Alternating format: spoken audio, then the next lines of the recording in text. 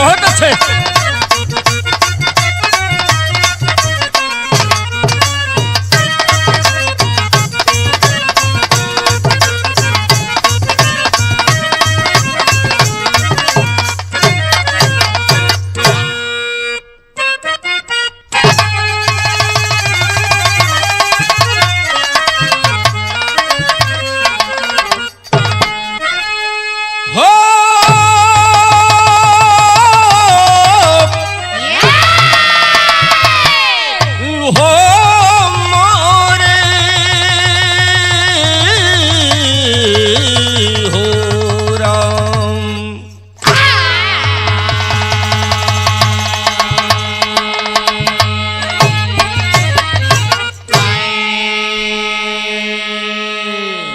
अच्छा बिरहा सुनने वाले साथियों, आप लोगों के समक्ष एक नई नई बिरहा की प्रस्तुति। मैं उम्मीद करता हूँ ये बिरहा आप लोग पसंद करेंगे।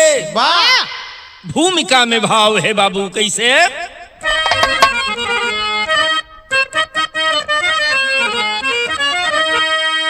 मौज में मौत की है निशानी मिली,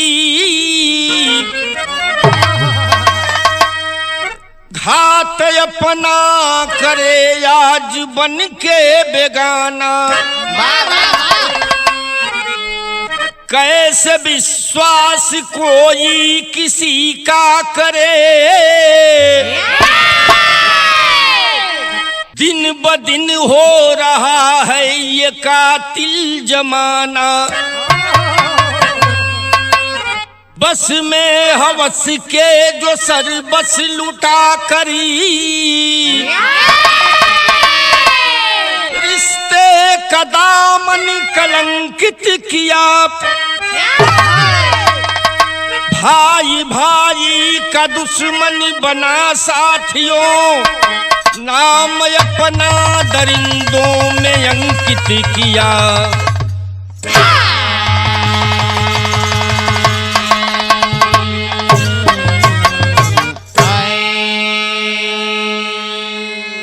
एक ऐसन कहानी मिलल जेके बिरहा के रूप में लिखे के पड़ल। दावा तो नहीं, लेकिन विश्वास करता हूँ साथियों, जो लोग सुन लेंगे बिरहा को दिल द्रवित हो जाएगा। ज्यादा समय न लेते हुए हमरे बिरहा में खे गजल का भाव लगल है।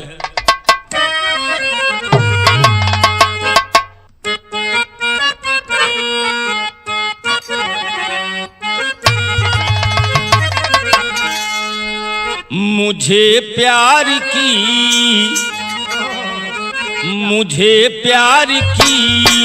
जिंदगी देने वाले, मुझे प्यार की जिंदगी देने वाले, मुझे प्यार की जिंदगी देने वाले।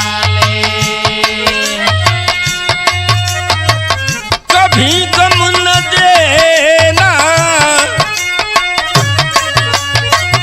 कभी गम न देना, खुशी देने वाले, मुझे प्यार की जिंदगी देने वाले। मुझे प्यार की जिंदगी देने वाले, मुझे प्यार की जिंदगी देने वाले। हमारे बिरहा में यह गजल रहले बाबू, लेकिन भावस्थल में कवि की लेखनी चलती है। कैसे?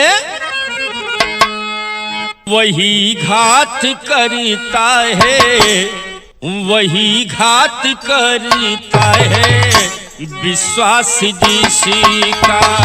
वही घात करता है, विश्वास जिसका। वही घात करता है, विश्वास जिसका। कैसे करोगे, कैसे करोगे भरोसा किसी का, वही घात करता है, विश्वास जिसका। वही घात करता है, विश्वास जिसका। वही घात करता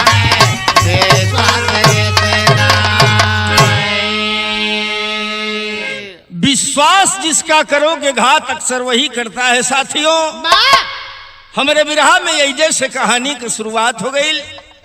शहर के भाव में लिखल गई कहानी कैसन हुए और कहाँ का हुए।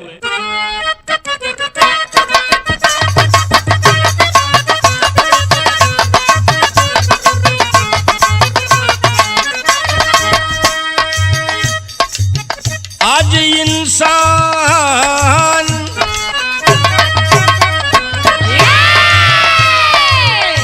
इंसान का विश्वास ऐसे टूट गया, आज इंसान का विश्वास ऐसे टूट गया, बन बेगाना कोई जिंदगी को लूट गया।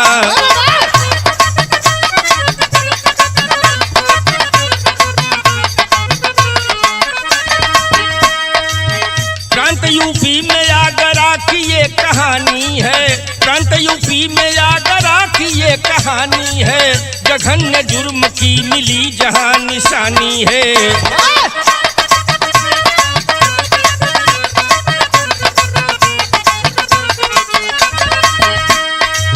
सुल्तानपुरा में महेश के भवनवा हो,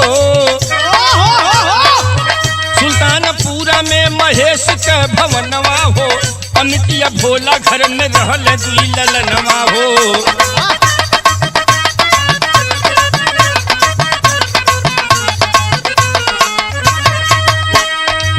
शादी जोग भैली अमित के उमरिया हो, शादी जोग भैली अमित के उमरिया हो, बिरादर आम तब महेश के तुवरिया हो।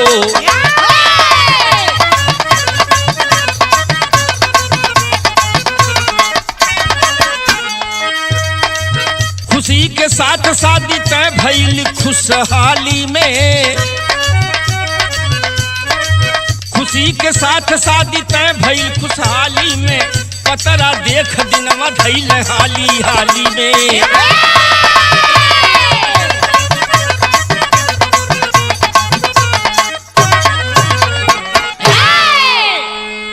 बिरहा सुने वाले बाबू लोग, हमरे बिरहा के कहानी इतने तो मिलल।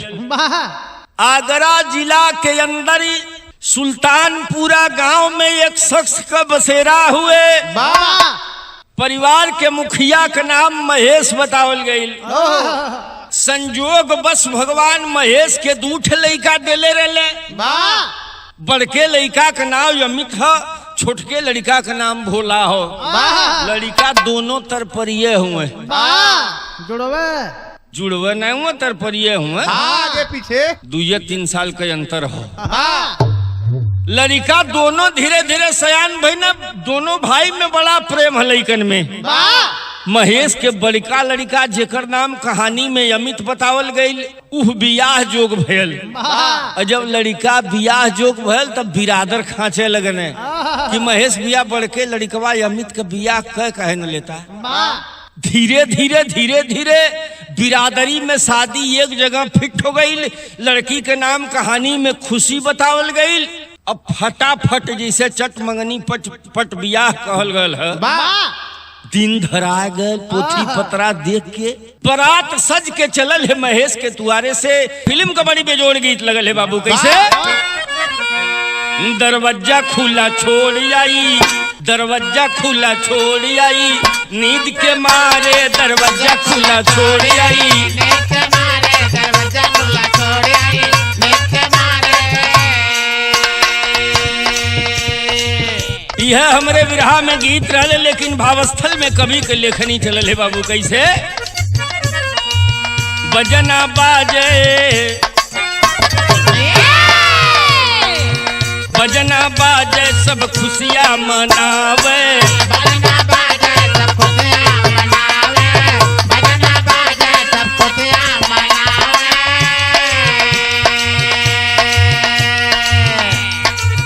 कमर मिला के केहू कमर हिलावे,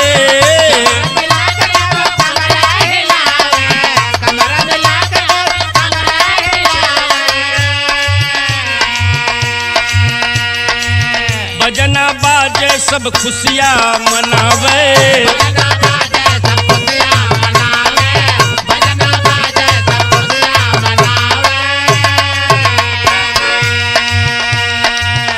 महेश के दुआरे से बारात निकल गई। लड़का अमित आज मऊर बांध के पहुंचल है अपने ससुर के दुआरी पर बाबू। तेवना समय अंतरा में लिखल गई कैसे?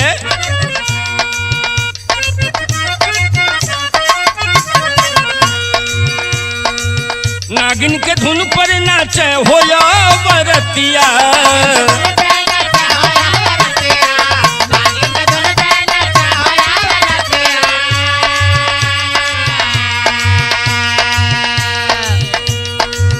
आइल बजब की जयमाल के बखतिया,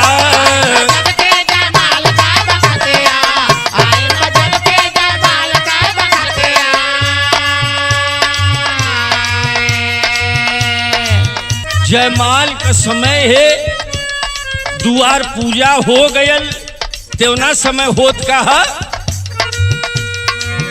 करे मजाक हंसी हंसी बोले बतिया,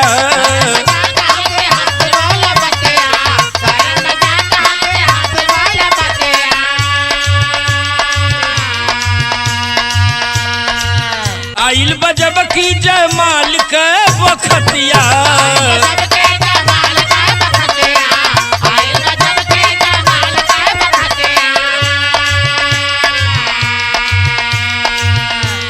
भोला देवरा देखी भौजी के सूरतिया,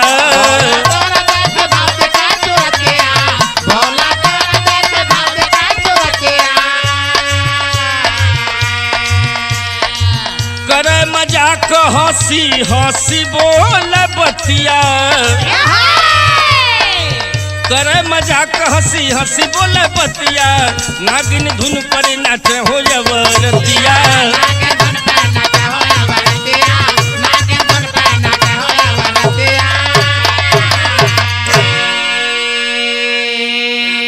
अच्छा तो भैया शादी चाहे अमीर के घरे को हो चाहे गरीब के घर का, खुशी सबके वतन होले।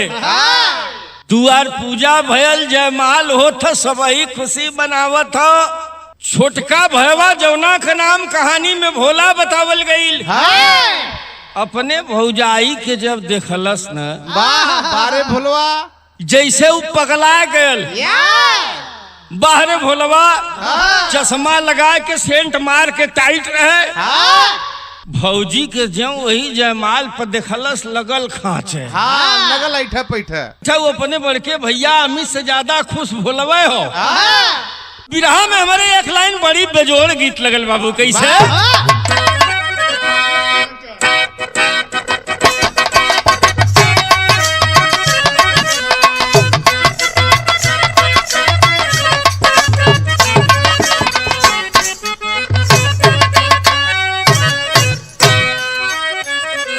रोवनई हरवा के लोग ये मितवा दीदवा करवले पिया बदरी में।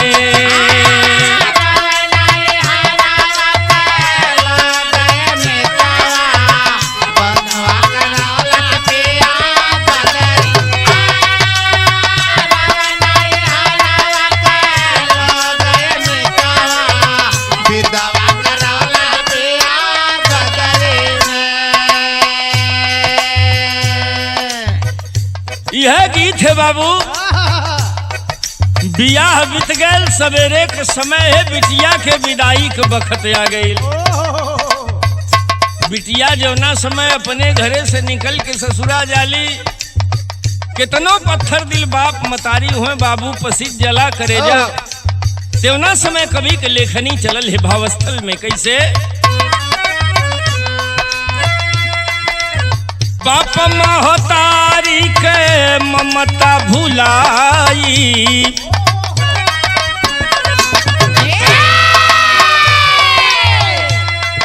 बाप महतारी के ममता भुलाई, खुशी अइली ससुरावा के नगरी में।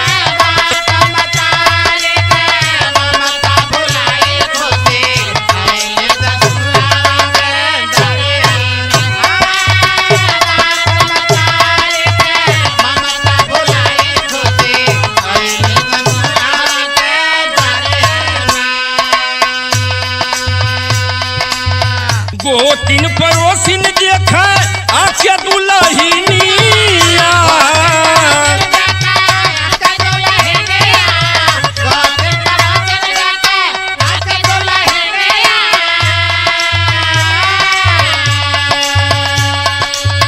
धीरे धीरे होई गईली सधिया के जुनिया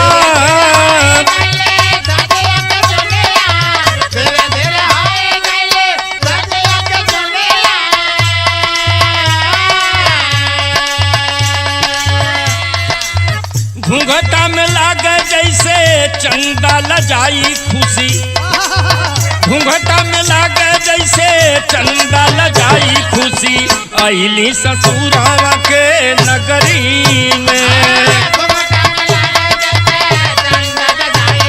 क्या बात है क्या बात है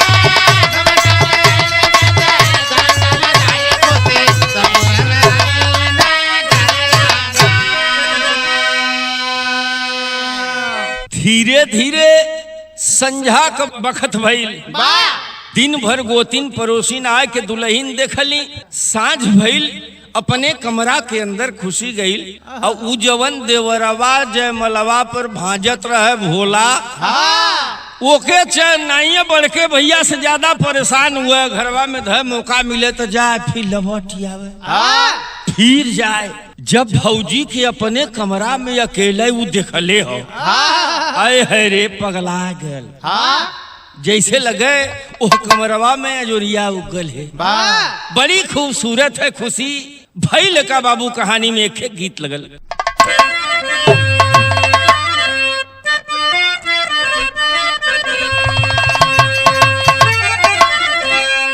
कहीं हुई है सड़क पर हो कहीं हुई है सड़क पर लखती हुई है कहीं हुई है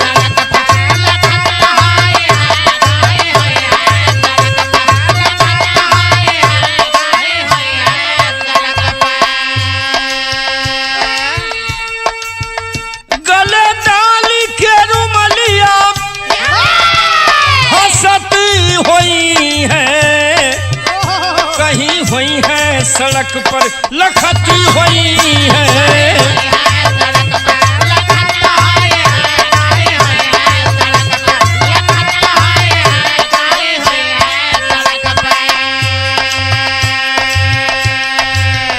बिरहा में हमरे यह गीत रहले बाबू लेकिन उ देवरा भौजी के घूर फिर लगौले हो तेवना समय कवि के लेखनी भावस्थल में चलल है कैसे देवरा भौजी के देखे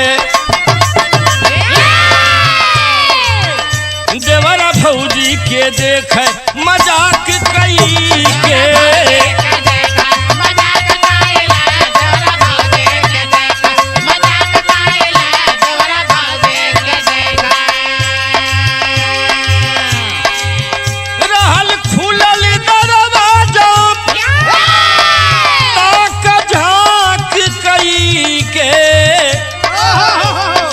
भौजी के देख मजाक कई के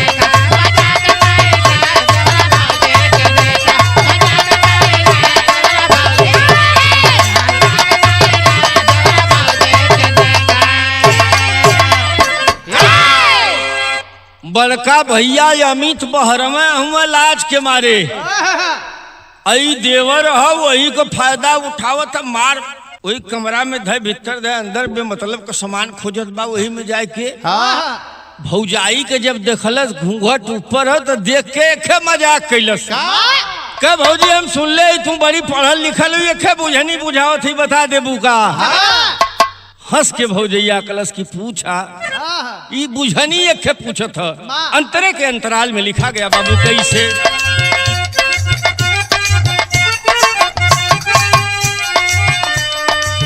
भौजी से कहा बुझनी बुझाई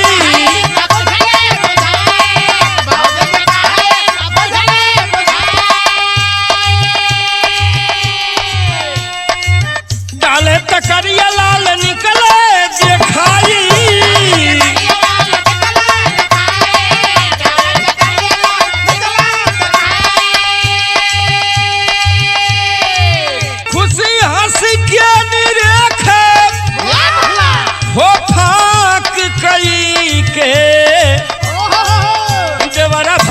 के देख मजाक कई के।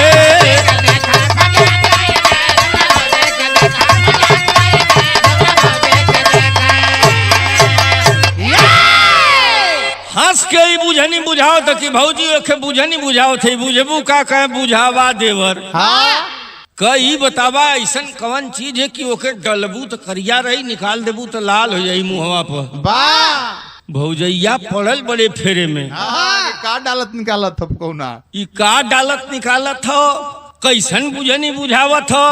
अगला शब्द भौजैया से अपने कहत है एक कदम और बढ़ के कि भैया लगा था कि थका लूंगा काली का कहतू तो भौजी सुहाग रात हम ही मना दे। भौजैया नीचे से ऊपर देवरवा के देखा थे का कहत हो ई का कहत हो। लेकिन देवरवा रहे तई सुगर भौजैयो के उ बात जाके दिल में घुस गई कि बड़ा स्मार्ट है मार देवर। अदमिया बहन बहरमा ई बार देखत है तो हाँ फेरे में पड़ल बा फेरे में पड़ल बा। भौजैया के मन में वह बात है कट लग गई बिरहा का टर्निंग पॉइंट है। कवन बात कि भैया थकल हुआ कहतू तो हम ही सुहाग रात मना लें। वह बतिया भौजैया के दिल में धस गई। तेवना समय बिरहा की कहानी आगे बढ़ल हो बाबू। बिरहा में हमरे खे गीत लगल।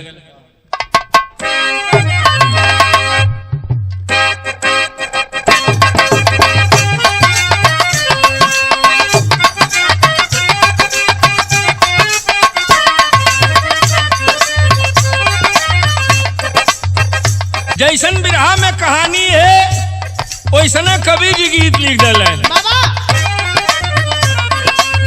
रहुए सुहाग रतिया कैले भीतर छोट सैया पहली राती।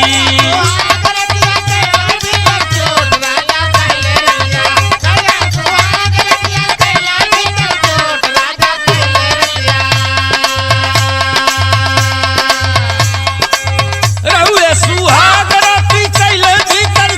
राजा पहली राती हो राजा पहली राती हर दिए हमर पेटी कोट राजा पहली राती।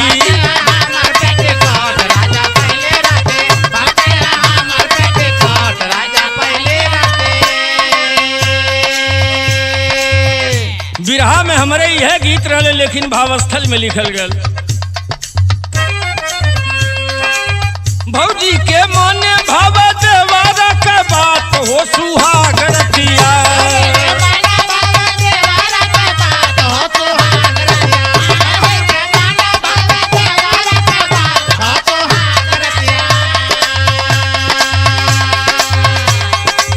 भौजी के मोने भाव देवारा का बात हो सुहाग रतिया हो सुहाग रतिया। भूले से नहीं खे भूलात हो सुहाग रतिया।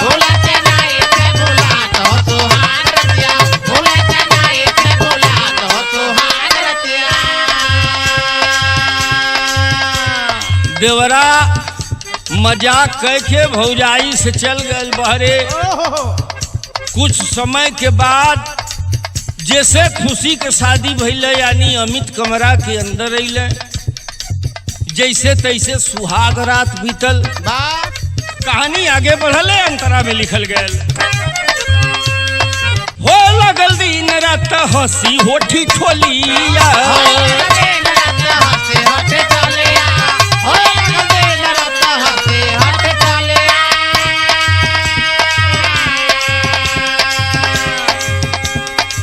सजना से नीक लागे देवरा के बोलिया।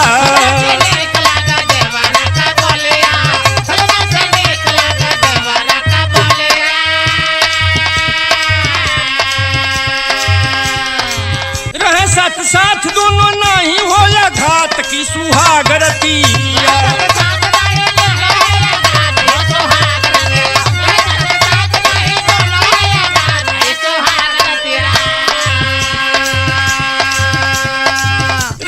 साथ दोनों नहीं हो या घाट की सुहाग रतिया हो सुहाग रतिया।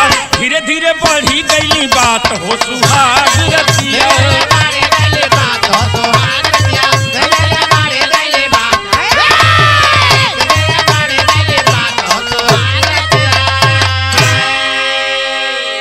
भैया चल जाए कामे पर। कहानी बताती है साथियों की, एक रेस्टोरेंट में काम करता था अमित। सुबह उठता था, तैयार होके घर का बड़ा लड़का जिम्मेदार था, घर से कुछ ही दूरी पर एक होटल में काम करता था। तो अमित बड़का भैया तैयार हो कि अपन काम पर निकल जाए। हाँ, ये घर में लसरिया है। ई घर में लसरिया है। जब भौजी की अकेल पावे तो कहे भौजी एक सवलिया हमार औरतिया वाली बुझलू नाही। हाँ, डालत तो करिया निकलत का लाल। डालत का करिया निकलत का लाल। भौजैया 2-4 दिन बीतल, एक दिन धय ललस। कया तो के बतावत है। आई तो सवाल हम ना बुझ पाओ थे, तो ही बताओ। कब भौजी लोहा होलाई। आगी में जब डलबू तो लोहवा का मुहवा करिया रहला। और निकलबू तो मुहवा पर लाल नहीं हो जाता। यह रहला तू बुझ ना पावत हो। धीरे धीरे धीरे धीरे कहानी कुछ ऐसा मोड़ ले बा कि भौजैया के उ देवरा पसंद आ गल। कदमिया से स्मार्ट तो ये देवरवे हो हमारा। ये भैया बात पटरी खा गई, छायावाद में हम बतावत ही, आप लोग समझ जाइया। कहानी ऐसा रोज आवत हुए मीडिया के माध्यम से। भाई लगा हमरे बिरहा में विदेशिया का भाव लगल।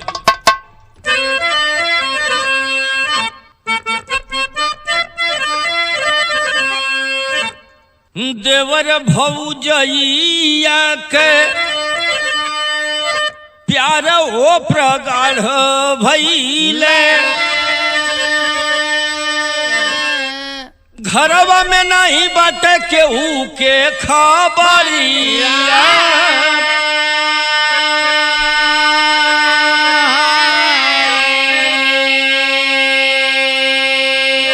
सुतल रहल साथे दोनों ठीक दोपहरिया में।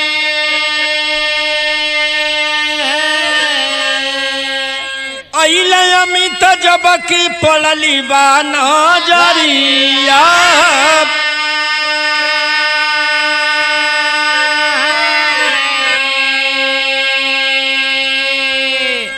देवर भौजाई एक दिन अपन खूब मजे में बिंदास हालत में, दोपहरिया का समय है, सुतल हुए। कुछ ऐसा संजोग बैठल होटल में से लवट के चली अइले दोपहरिया के समय। भाई अमित भी तो इंसाने हो, नई नई दुल्हन घरे में आइले। अमित होटलिया से दोपहरिया में चली आयल। देखलस जब अपने छोट भाई भोला के अपने दुल्हन खुशी के आपत्तिजनक हालात में अंगार हो गया। बतिया न आवत है मुँहे से बाबू, तेवना समय भई लकाऊ।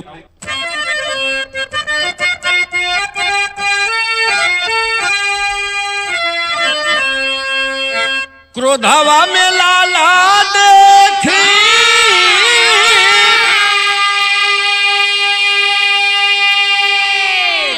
ये भैया अखिया अंगारा भैली।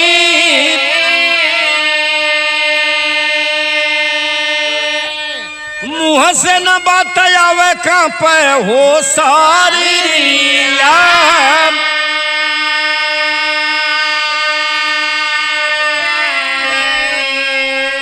भैली हाथा बाई भाई,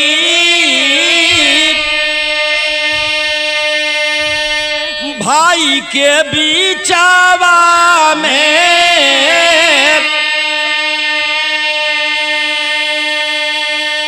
आई घरवा में आगिया लगावे हो गुजरिया।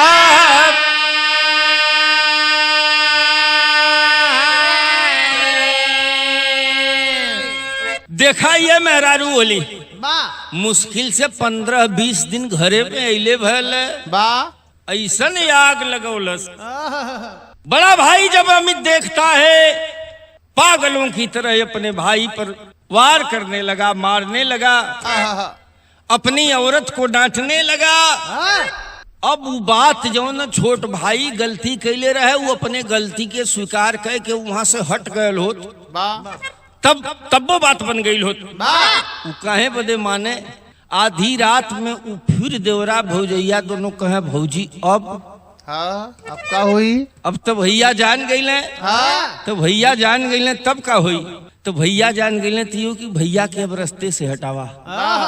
गजब जमाने का दस्तूर हो गया, गजब इस लोगों की सोच हो गई।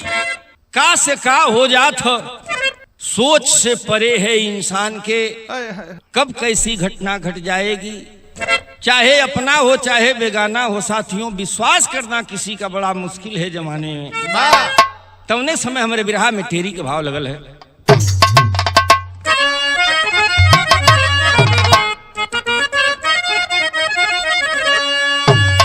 के परछाई पाप वाली घिर गई, परछाई पाप वाली हो, परछाई पाप वाली घिर गई। वासना जहर बनी दुश्मन भाई का, भाई भाई भाई। वासना जहर बनी दुश्मन भाई का, भाई परछाई पाप वाली घिर गई। जरा सोचेंगे साहब, हर इंसान का सपना होता है, लाखों उम्मीदें होती है भविष्य को लेकर के, लेकिन पल भर में सब कुछ टूट गया। देवरा भौजैया आपस में सोचत का हुआ तेवना समय कवि जी हमारे बिरहा में पहपट के भाव लिखले हुए। कैसे?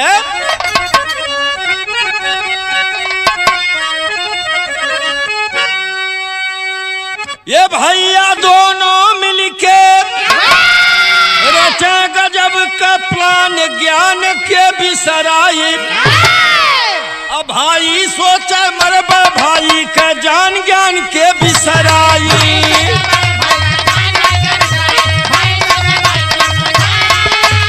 क्या बात है?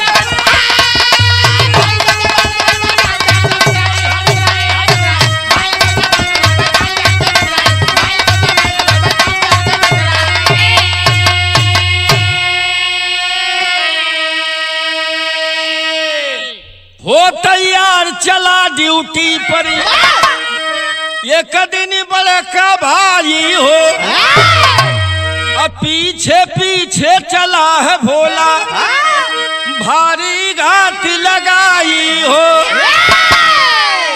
बड़का भैया सवेरे के समय तैयार हो के ड्यूटी की ओर चल दहलन। पीछे पीछे छोटका भैया पीछा कैलस, कहे आज इनके छोड़ब न, भौजी के सामने हमके मार दिले। गलती भी करत हो, अब फिर उसे बड़ी गलती करे जात हो। तब की वार किया है जहां रहल सुनसान, ज्ञान के बिसराई। अब भाई सोचे मरब भाई के, जान ज्ञान के बिसराई।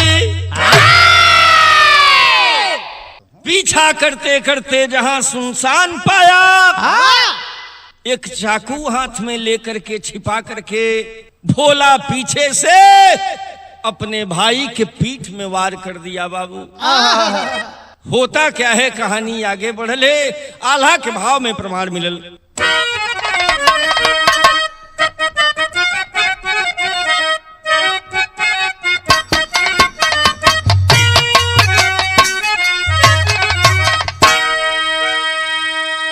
वार परवार करे छोट का बिरनवा ये भैया,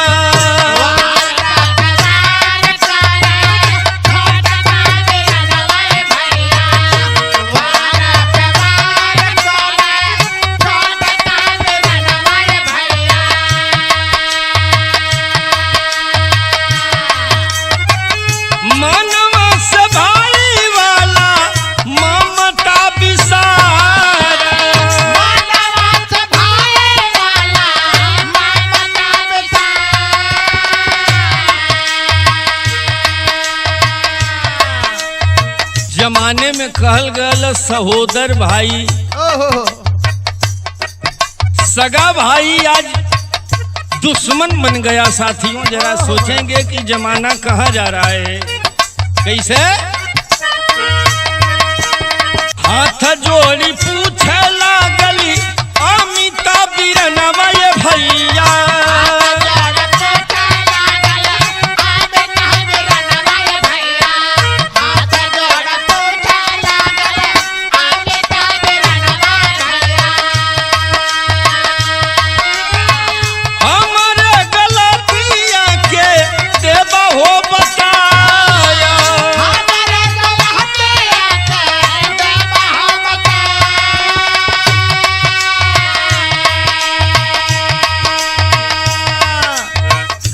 अवस्था में बड़ा भाई आंखों में आंसू लेकर के अपने छोटे भाई भोला से पूछता है कि भैया आखिर हम कैले काहे कि हमके मारे थुआ? छोटका भैया जवाब देतो, दिलवा में बसल हमरे भौजी का सूरतिया भैया।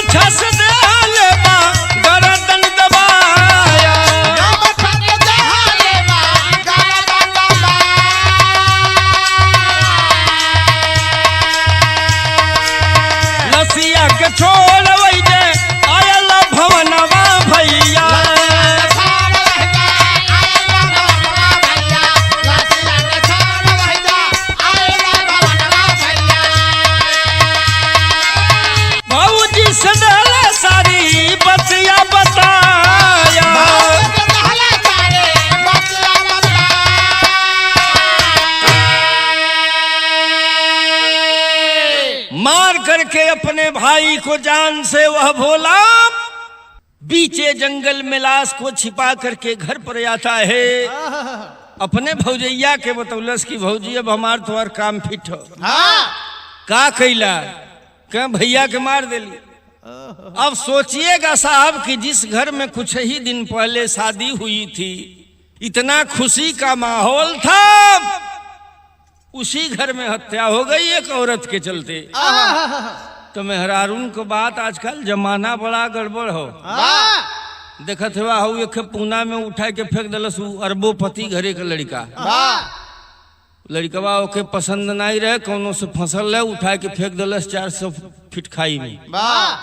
बेमतलब को काम होता जमाने में, भरोसा नहीं है किसी का, कहे का कुल मतलबी है बाबू।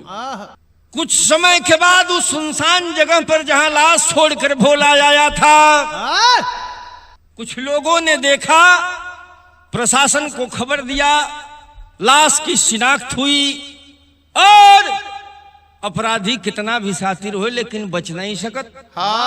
सारी सच्चाई सामने खुलल भोला या ओकरे भौजाई के। तब हमरे बिरहा में खड़ी का भाव लगल है बाबू।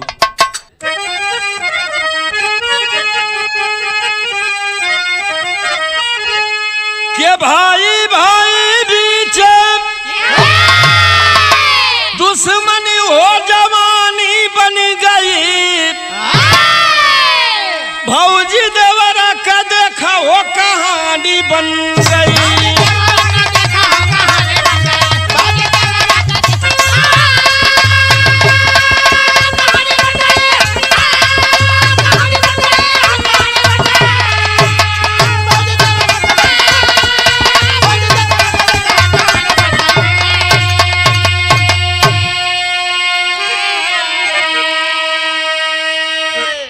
मौज में हो मौत के मिलल बा परिछाई, अकरनी के सजा भोगे देवरी भौजाई। जरा सी मौज के लिए इंसान सारे रिश्ते नातों को ताक पर रख देता है। जरा सोचेंगे साहब कि अगर ऐसा ही चलता रहा तो शादी के रिश्ते से भी अब विश्वास लोगों का बिल्कुल उठ जाएगा। जाके अपने करनी के सजा देवर भौजाई वही खूब जेल में अब बुझौल बुझिए। कि डालत के करिया निकलत का लाल। हाँ, तो जमाना कहाँ जा रहा है साथियों, यह समाज के ऊपर आज बहुत बड़ा प्रश्नवाचक चिन्ह है। तब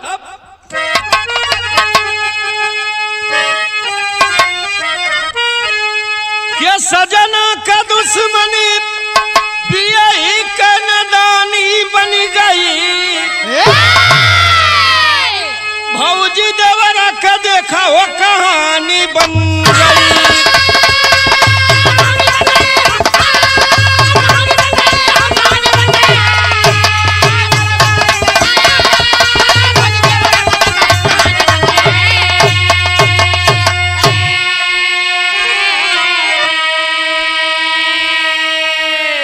हमारे बिरहा के यह कहानी रहले साथी, उम्मीद कर थी आप लोग पसंद करी हैं। आखिरी में परिचय है बाबू। गुरु बिहारी गुरु रमन श्यामा सीतारा,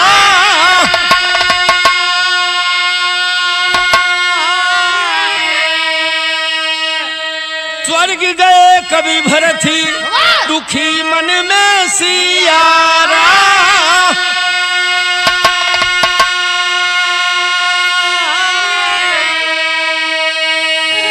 परछाई पाप वाली घिरी गई,